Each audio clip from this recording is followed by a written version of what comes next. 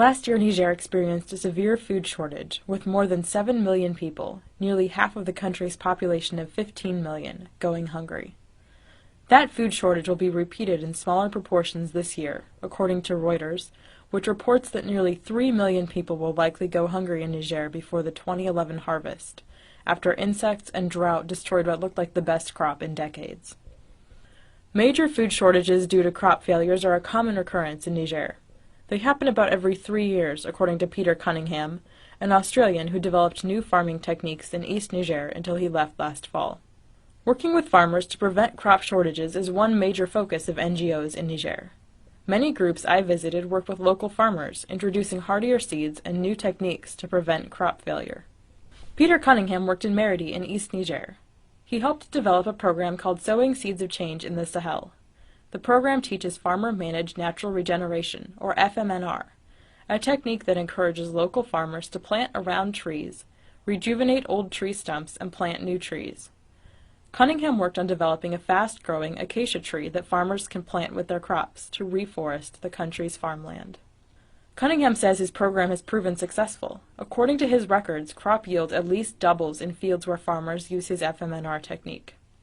Another NGO initiative gives grants to individual communities to solve area-specific crop problems. In Kalfou, in central Niger, Lutheran World Relief has given a community a grant to build a dam. The dam will reroute a large body of water to create new farmland so the community can plant tomatoes, onions, and other vegetables. It will also open a path so community members can take donkey carts of vegetables to market. LWR started work in this community only a few months before I visited, so there were no measurable results yet. But community members I spoke with hoped better crops from the program would keep villagers from leaving the community in search of better prospects. Another Lutheran World Relief project funded a community effort to create rock hedges around farmland to keep it in place. In much of Niger, the reddish sandy desert soil encroaches on usable farmland, and wind and rain blow any usable soil around too much to grow crops. To solve this soil erosion problem, farmers in Kani built rock walls around farming areas and covered them with chicken wire. This keeps farmable soil contained and increases crop yield. The Kani program, which started in 2008, nearly doubled crop yield in the community in the first year, although poor weather decreased yield the following year.